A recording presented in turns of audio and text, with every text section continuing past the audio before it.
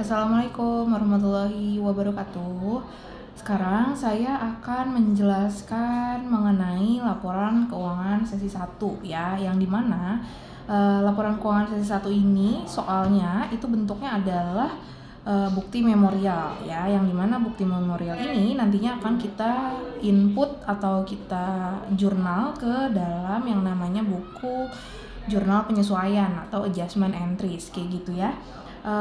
Seperti yang sudah saya katakan bahwa laporan sesi 1 ini lumayan berperan sangat besar ya dalam penyusunan laporan keuangan, yang dimana jurnal penyesuaian ini nantinya akan kita masukkan ke dalam worksheet, dan itu benar-benar berpengaruh sampai penyusunan profit and loss dan balance sheet-nya di worksheet tersebut gitu. Jadi untuk laporan sesi 1 ini kalau bisa sih benar-benar harus dikuasai di luar kepala nih ya untuk jurnal-jurnal penyesuaiannya.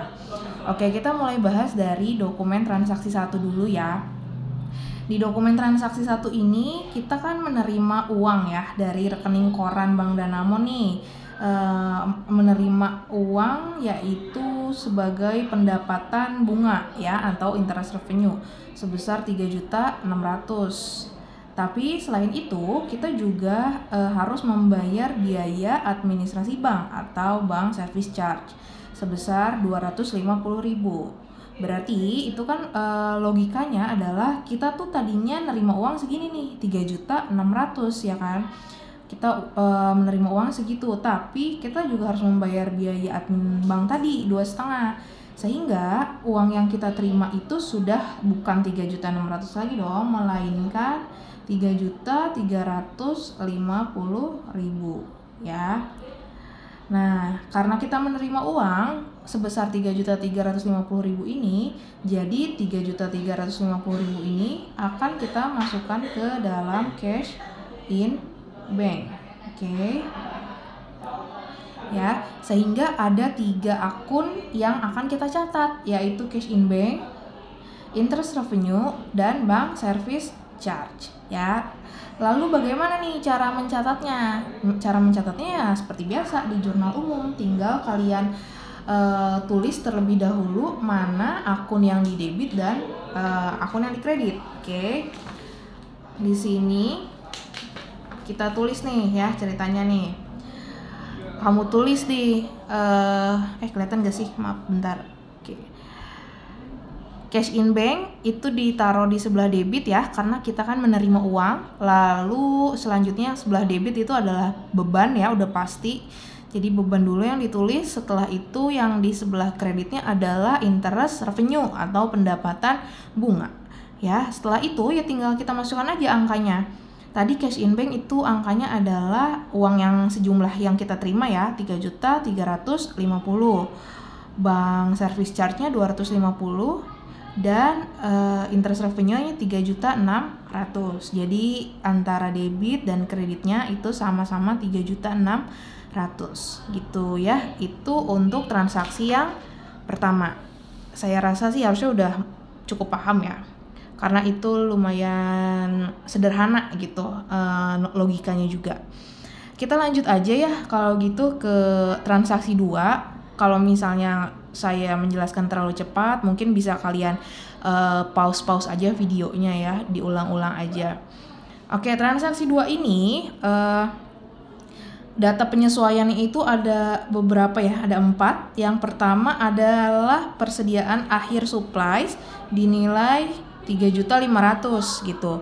Nah, kalian harus ingat bahwa untuk mencatat penyesuaian persediaan itu yang harus dicatat adalah persediaan yang sudah terpakai atau yang sudah menjadi beban perlengkapan.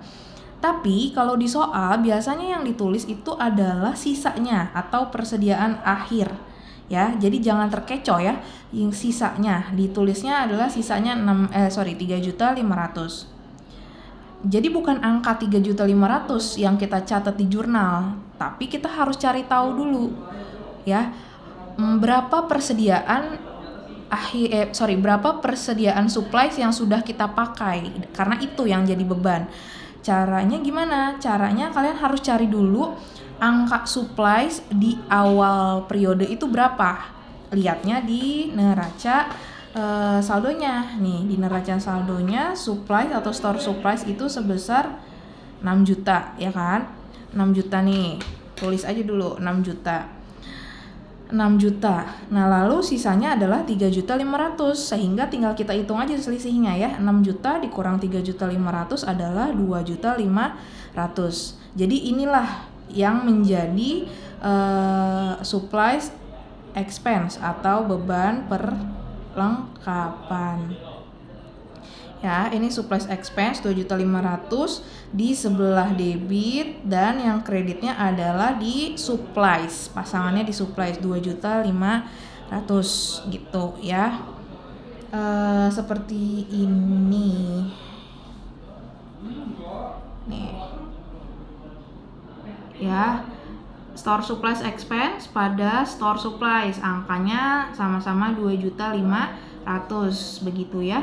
Kita lanjut ke transaksi yang berikutnya. Nah, di transaksi yang berikutnya ini itu sama nih antara beban sewa dengan beban asuransi. Jadi gampang, tinggal mencatat aja dengan angka yang sudah tertera di soal, nggak usah dihitung kayak supplies.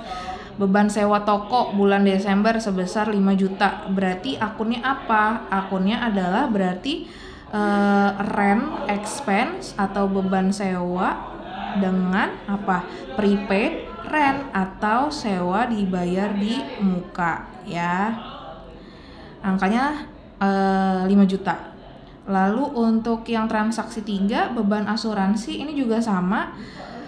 Tinggal kita catat aja ya, beban asuransi atau bahasa Inggrisnya itu adalah insurance expense, dan pasangannya yaitu insurance dibayar di muka atau prepaid insurance.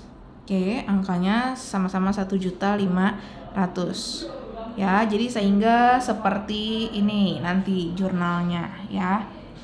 Rent expense pada prepaid rent ya, tadi yang beban sewa angkanya sebesar 5 juta. Lalu yang beban asuransi juga sama, jadinya beban asuransi atau insurance expense pada prepaid insurance atau asuransi dibayar di muka, angkanya juga 1.500.000. Jangan lupa ya, akun refnya ditulis ya, nomor akun beserta buktinya, nomor bukti dan tanggalnya. Oke.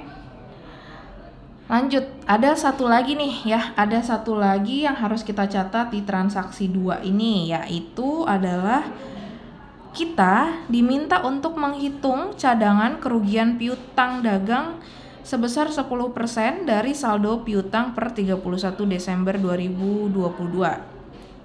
Oke, cara menghitungnya ini udah saya tulis nih ya. Jadi yang pertama di sini adalah kamu harus menghitung atau kamu tulis dulu ya angka dari piutangnya.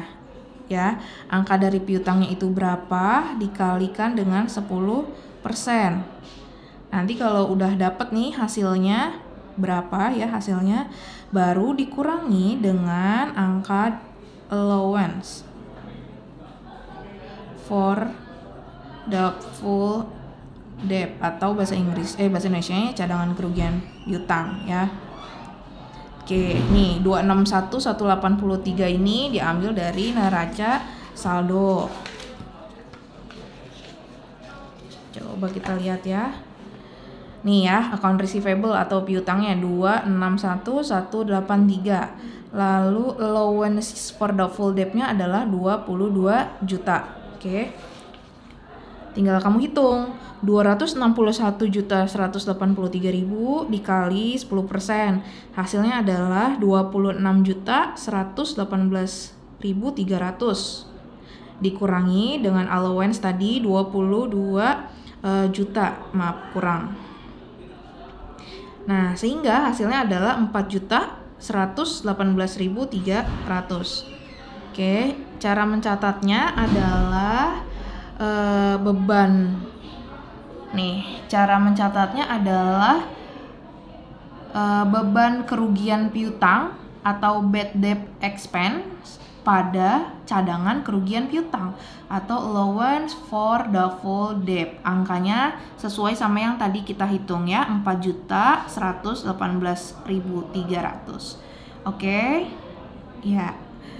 Oke, seperti itu ya untuk transaksi 1 dan transaksi 2. Transaksi selanjutnya akan saya jelaskan di next video. Oke. Terima kasih.